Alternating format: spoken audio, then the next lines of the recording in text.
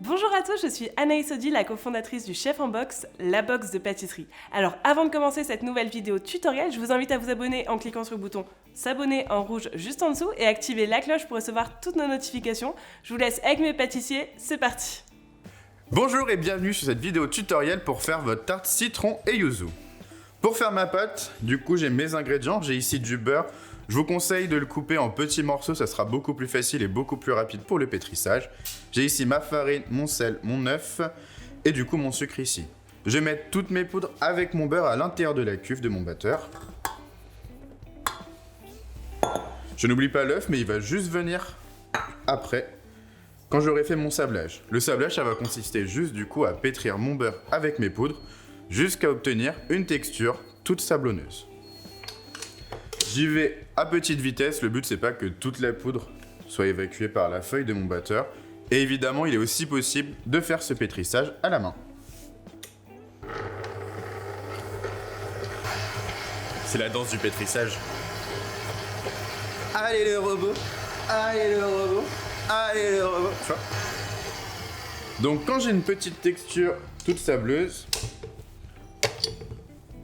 bien comme ça, je vais pouvoir donc mettre mon œuf pour lier ma pâte. Dès qu'elle sera homogène, je pourrai arrêter mon batteur. Le but, c'est pas de trop la pétrir non plus. Sinon, je risque de la rendre trop élastique, elle va se rétracter à la cuisson.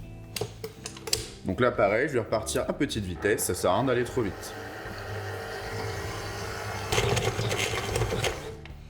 Donc quand ma pâte est homogène, quand j'ai un bel amas comme ça, je vais donc pouvoir arrêter de pétrir et je vais réunir toute ma pâte. Donc là, je prends ma pâte, je vais juste l'agglomérer un tout petit peu plus. Et ensuite, je vais l'aplatir de sorte à ce qu'elle fasse 2-3 cm d'épaisseur, pas trop épais quand même. Et ensuite, je vais filmer tout ça et la laisser reposer une bonne demi-heure au frigo, histoire qu'elle se détende un petit peu et qu'elle ne soit pas trop élastique.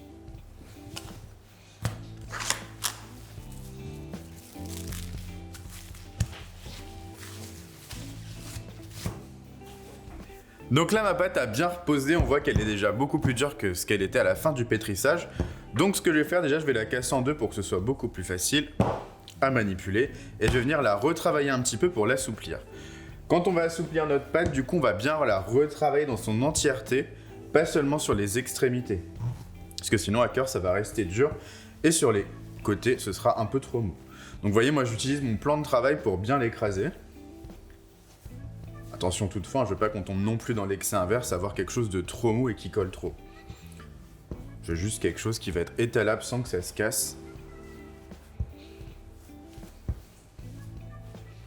Là, je vais être bien. Avant de commencer à étaler, moi ce que j'aime bien faire, c'est partir avec une forme un peu régulière. Un carré, un rectangle, pas trop épais non plus. Et du coup, je vais pouvoir commencer à étaler. Pour ça, je vais fleurer mon plan de travail légèrement. Et je vais aussi fleurer ma pâte légèrement.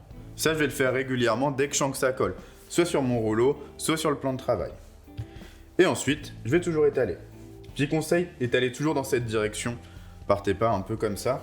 C'est pas très régulier après parce que c'est pas naturel pour vos bras de partir un peu dans tous les sens.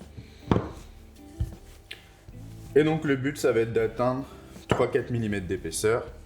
Là, je sens que ça commence à coller, donc je refleure mon plan de travail et ma pâte.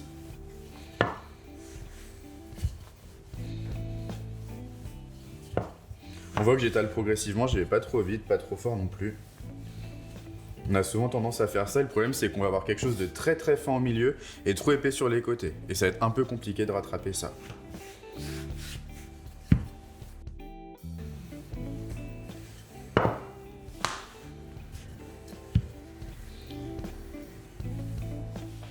Là par exemple, je vais juste venir donner un petit coup pour les côtés. Ma première partie va être étalée. Ce que je vais ensuite faire, c'est que je vais détailler des formes à l'aide de mon emporte-pièce. J'ai juste à appuyer. J'essaie de faire au minimum de chutes. Même si évidemment les chutes, je peux les récupérer, les réétaler sans aucun souci. Et donc j'ai juste à couper des petits rectangles.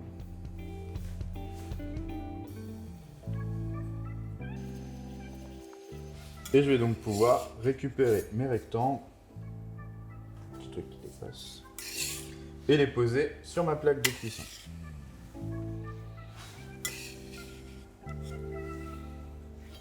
Je laisse un petit espace entre chaque. Et je vais étaler, pareil, ma deuxième partie. Donc là, j'ai mes fonds de sablé qui sont prêts. Moi, j'ai un tapis de cuisson micro-perforé, donc j'ai pas besoin de piquer mes fonds de tarte. Si jamais vous n'en avez pas de souci, pas de panique, il y a juste à piquer avec une fourchette, juste comme je suis en train de le faire, pour éviter que ça gonfle à la cuisson. Par ailleurs, les restes de pâte, soit vous les étalez, vous faites des petits sablés, histoire de les grignoter comme ça. Ça peut aussi servir pour des fonds de tarte que l'on peut foncer. Et enfin, ça se conserve au congélateur si vous voulez pendant 2 mois. Il y a juste à bien filmer et sortir la veille au soir avant de l'utiliser. Quant à nos petits fonds de sablé, il va falloir les cuire, donc ça va partir au four à 180 degrés. On va pouvoir attaquer notre ganache montée yuzu. Ici, j'ai mon inspiration yuzu. Ici, j'ai la plus petite des quantités de crème que j'ai à peser. Je vais la porter à ébullition. Quand elle sera en train de bouillir, je vais donc réaliser une partie de ganache. Donc quand elle est en train de bouillir, je vais la verser en 3 fois sur mon chocolat. Je ne vais pas faire 3 parties égales. Je vais verser au début la moitié, mélanger correctement pour bien amorcer la fonte et l'incorporation de mon chocolat dans la crème. Et ensuite, quand ce sera bien incorporé, que j'aurai déjà quelque chose d'un peu homogène, je viendrai ajouter une autre partie de crème, ce qui sera à peu près un quart, donc la moitié de ce qui me restera. Je remélangerai et j'ajouterai la dernière partie. C'est parti, je mets ça à chauffer.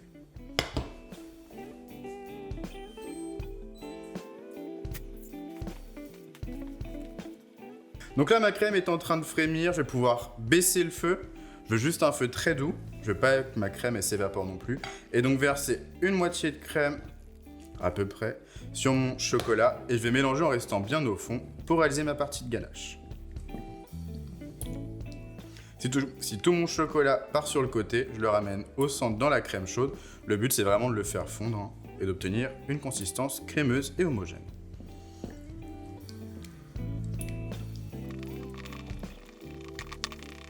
Pour savoir quand je dois rajouter ma deuxième partie, j'ai juste à toucher les bords de mon cul de poule. Ici, je vois que je suis tiède, voire je commence à être froid. Ce qui veut dire que mon chocolat ne pourra plus fondre. Il me reste donc à incorporer une seconde partie. Donc la moitié de ce qui me reste. Parce que je vais me garder la dernière partie pour terminer.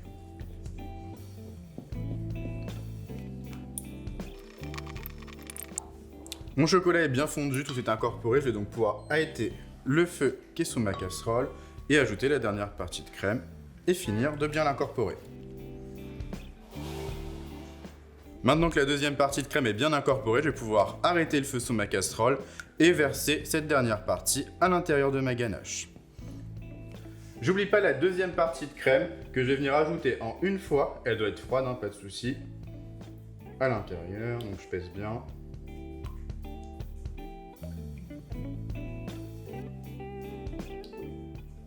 Je mélange à nouveau. Une fois que ce sera homogène, j'ai juste à filmer au contact et laisser prendre ma ganache au frais. Pendant 2 à 3 heures, si je la mets au frigo, je peux tricher un peu en la mettant un peu plus rapidement au congélateur. Ceci dit, faites attention, le but c'est pas de la congeler, mais juste de la faire chuter en température.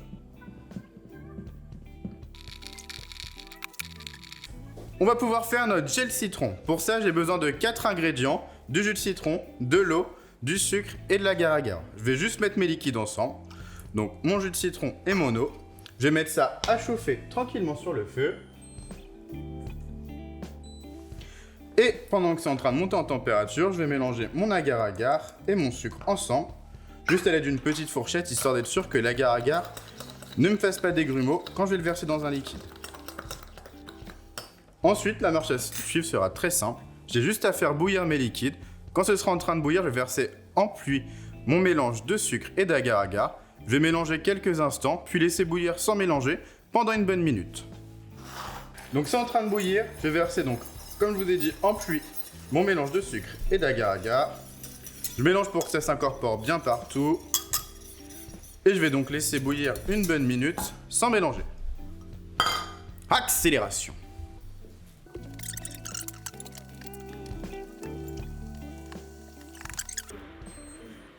Donc là, après ma minute d'ébullition, je vais arrêter mon feu évidemment et je vais transférer tout ça dans un récipient propre pour mettre au frais et attendre que ma gelée prenne pour avoir cette bonne consistance un peu ferme. Donc là, ma ganache montée yuzu, elle a bien pris au frigo ou au congèle si vous avez été un peu plus pressé. Je vais devoir maintenant la transvaser dans la cuve de mon batteur et la monter comme une chantilly. Moi, ce que j'aime bien faire au début, c'est la monter tout doucement pour qu'elle se liquéfie. Et ensuite, une fois qu'elle est liquide, je vais accélérer un petit peu jusqu'à obtenir cette texture de chantilly. J'aime pas aller tout de suite très vite, déjà parce que je risque de la faire trancher. Les matières grasses vont se séparer de mes matières liquides, de mon eau. Et en plus, si je vais trop vite, je risque de tomber sur quelque chose d'un peu trop compact aussi parce que j'aurais pas bien su gérer sa texture.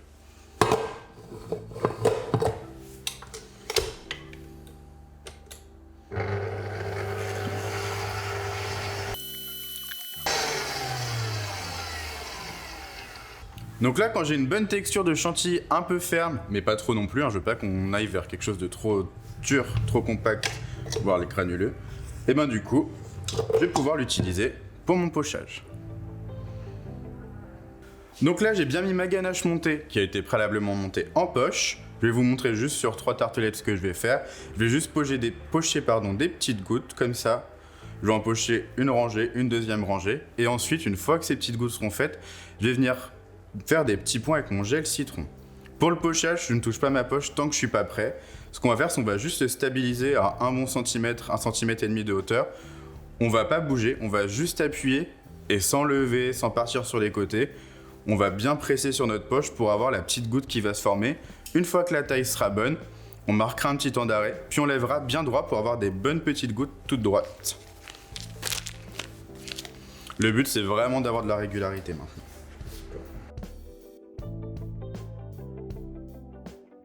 Donc là, j'ai pris ma petite poche de gel citron, on voit qu'il a bien pris la texture, elle est bien plus dense. Comme ça, on va avoir un bon contraste entre le croustillant de mon sablé, la texture gélifiée de mon gel et la texture plus mousseuse et crémeuse de ma ganache montée. J'ai juste pris ma poche, pas besoin de la douille pour ça. Au contraire, il faut vraiment que j'ai un tout petit bout, un tout petit trou. Et ensuite, j'ai juste à venir mettre un peu de gel citron entre mes gouttes. Ça va renforcer un peu le côté acide de ma tartelette, qui va être adouci évidemment par ma ganache montée. Et voilà, vos petites tartelettes sont prêtes à être dégustées. Vous pouvez les garder 2 jours au frigo, pas plus, ça va commencer à un peu avoir trop détrempé le biscuit, votre ganache va plus être très bonne non plus. Et puis au plaisir de vous retrouver sur une prochaine vidéo. À bientôt!